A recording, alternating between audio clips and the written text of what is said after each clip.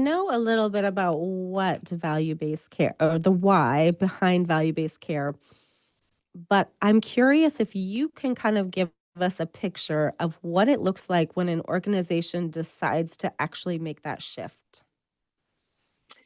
Yeah, so I will speak to what it has looked like in practice, and I can certainly Mhm. touch on from my experience and perspective, maybe where the deficiencies and pitfalls come into play.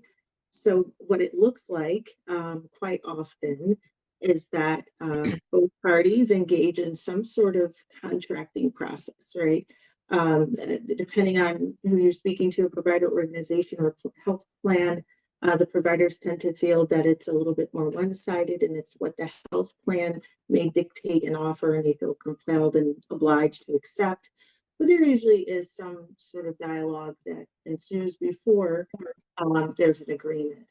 Once there's an agreement, then the parties tend to, depending on the organizations on both sides, all parties, depending on their practice and cadence, they may very well start on a lot of the preparation before, during the contracting phase, or post execution.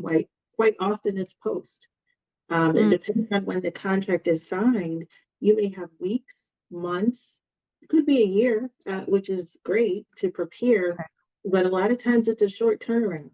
And Mm, that performance year is starting. And so it's very imperative that the communication between the parties is tight and it's consistent. Usually during the contracting phase, there's a lot of frequent discussion, and then it can kind of taper off once this contract signed.